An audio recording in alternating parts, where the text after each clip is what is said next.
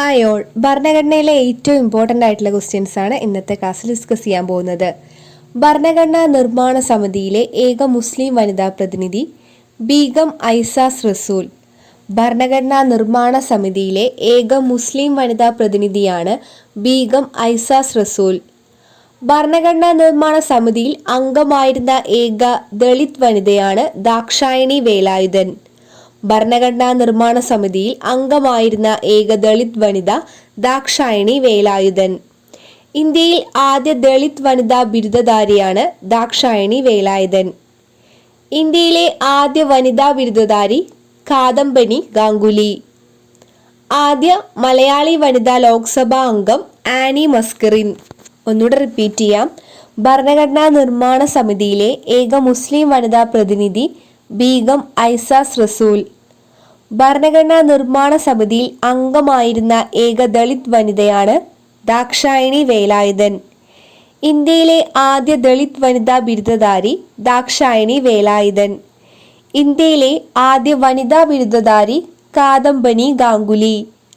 ആദ്യ മലയാളി വനിതാ ലോക്സഭാ അംഗമാണ് ആനി മസ്കറിൻ.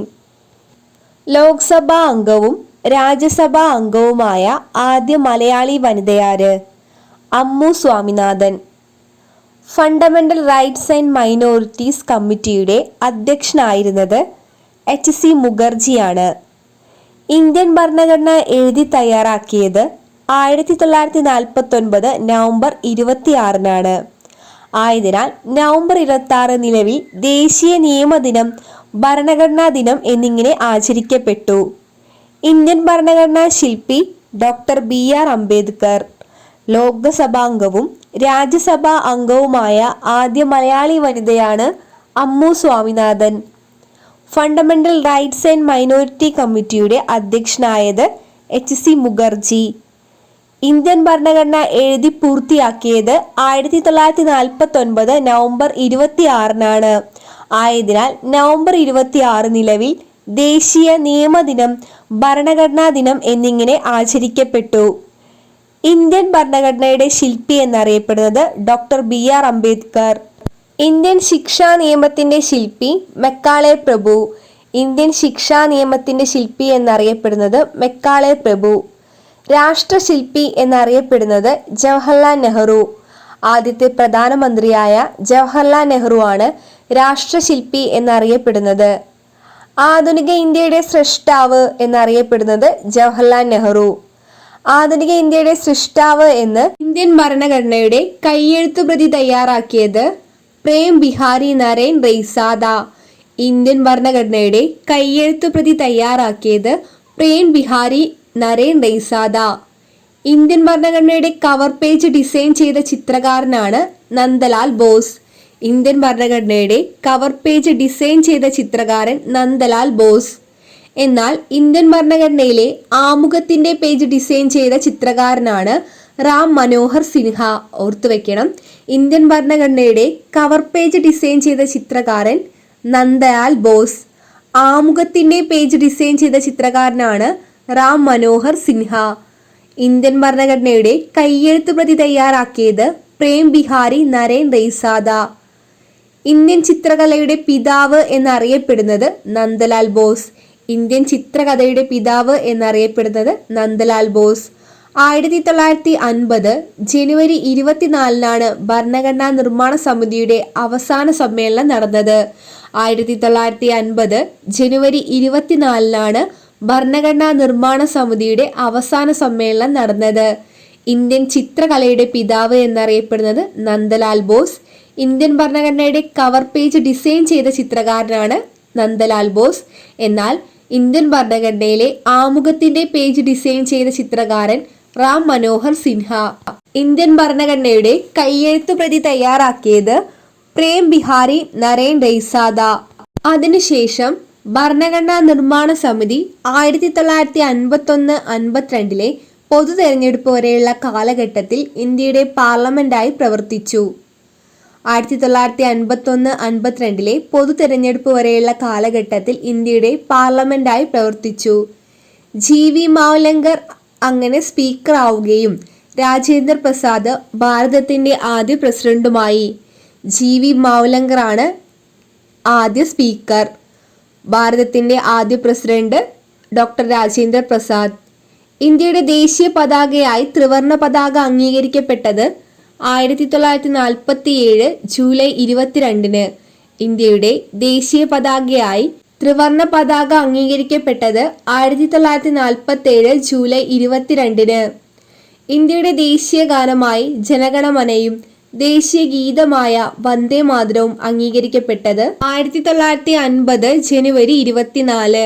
ഇന്ത്യയുടെ ദേശീയ ഗാനമായി ജനഗണമനയും ദേശീയ ഗീതമായി വന്ദേ മാതരവും അംഗീകരിക്കപ്പെട്ടത് 1950 ജനുവരി 24-നാണ്. ഇന്ത്യയുടെ ദേശീയ ചിഹ്നമായി സിംഹമുദ്ര അംഗീകരിക്കപ്പെട്ടത് 1950 ജനുവരി 26. ഇന്ത്യയുടെ ദേശീയ ചിഹ്നമായി സിംഹമുദ്ര അംഗീകരിക്കപ്പെട്ടത് 1950 ജനുവരി 26. ദേശീയ ചിഹ്നമായ സിംഹമുദ്രയെ സ്കെച്ച് തയ്യാറാക്കിയ ചിത്രകാരൻ ബീനനാഥ് ഭാർഗവ. ദേശീയ ചിഹ്നമായ സിംഹമുദ്രയുടെ സ്കെച്ച് തയ്യാറാക്കിയ ചിത്രകാരനാണ് ബീനാനാഥ് ഭാർഗവ.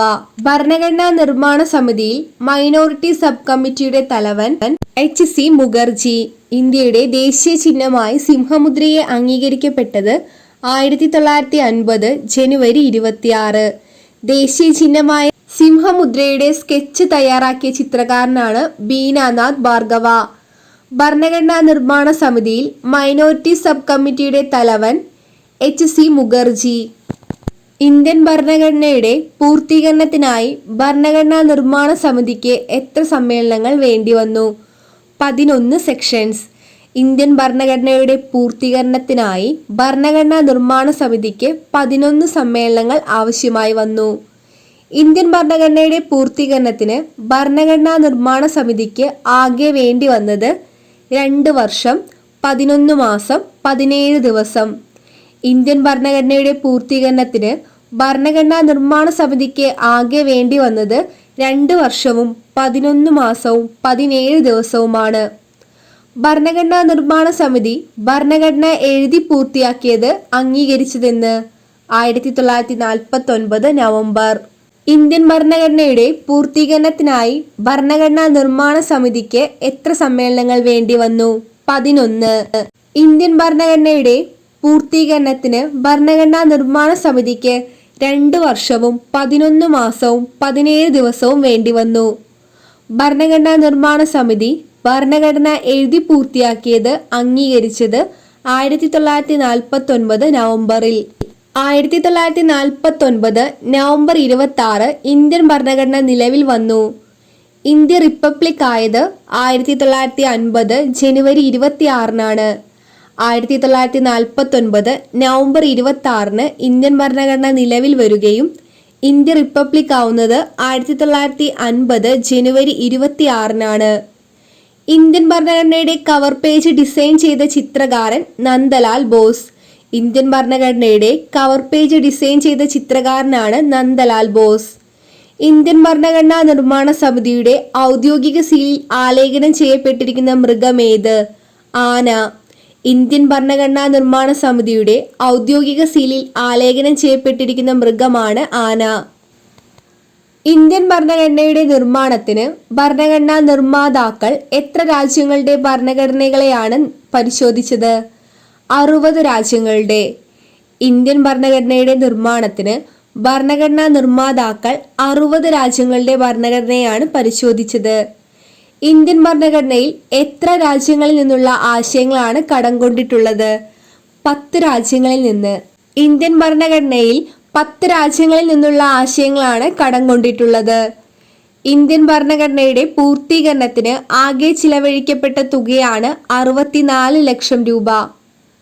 ഇന്ത്യൻ ഭരണഘടനാ നിർമ്മാണത്തിന് ഭരണഘടനാ നിർമ്മാതാക്കൾ 60 രാജ്യങ്ങളുടെ ഭരണഘടനകളെയാണ് പരിശോധിച്ചത്. ഇതിൽ 10 രാജ്യങ്ങളിൽ നിന്നുമാണ് ഭരണഘടനയിൽ ആശയങ്ങൾ കൈക്കൊണ്ടിട്ടുള്ളത്. ഇന്ത്യൻ ഭരണഘടനയുടെ പൂർത്തീകരണത്തിന് 64 ലക്ഷം രൂപയാണ് ചിലവഴിക്കപ്പെട്ടത്. ദാരിദ്ര്യരേഖാ നിർണയത്തിന് അധികാരമുള്ളത് ആസൂത്രണ കമ്മീഷനാണ്.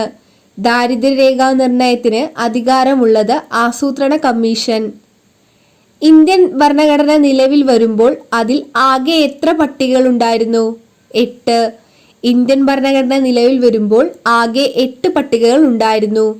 നിലവിൽ ഇന്ത്യൻ ഭരണഘടനയിൽ എത്ര പട്ടികകളുണ്ട്? 12. ദാരിദ്ര്യരേഖാ നിർണയത്തിന് അധികാരമുള്ളത് ആസൂത്രണ കമ്മീഷനാണ്. ഇന്ത്യൻ ഭരണഘടന നിലവിൽ വരുമ്പോൾ 8 പട്ടികകളും നിലവിൽ 12 പട്ടികകളുമാണ് ഉള്ളത്. ഇന്ത്യയെക്കുറിച്ചും ഇന്ത്യയിലെ സംസ്ഥാനങ്ങളെക്കുറിച്ചും പുതിയ സംസ്ഥാനങ്ങളുടെ രൂപീകരണത്തെക്കുറിച്ചും പ്രതിപാദിക്കുന്ന പട്ടികയാണ് പട്ടിക 1. ഇന്ത്യയെക്കുറിച്ചും ഇന്ത്യയിലെ സംസ്ഥാനങ്ങളെക്കുറിച്ചും പുതിയ സംസ്ഥാനങ്ങളുടെ രൂപീകരണത്തെക്കുറിച്ചും പ്രതിപാദിക്കുന്ന പട്ടിക 1. പ്രസിഡന്റ്, വൈസ് പ്രസിഡന്റ്, സുപ്രീം കോടതി, ഹൈക്കോടതി ചീഫ് ജസ്റ്റിസ്, ജഡ്ജിമാർ എന്നിവരുടെ ശമ്പളവും അലവൻസും പ്രതിപാദിക്കുന്ന പട്ടികയാണ് പട്ടിക 2. പ്രസിഡന്റ്, വൈസ് പ്രസിഡന്റ്, സുപ്രീം കോടതി, ഹൈക്കോടതി ചീഫ് ജസ്റ്റിസ്, ജഡ്ജിമാർ എന്നിവരുടെ ശമ്പളവും അലവൻസും പ്രതിപാദിക്കപ്പെടുന്ന പട്ടികയാണ് പട്ടിക 2. സത്യപ്രതിജ്ഞാ വാചകങ്ങളും ഉറപ്പുകളും ഉൾക്കൊള്ളുന്ന ഭരണഘടനയുടെ പട്ടികയാണ് പട്ടിക 3.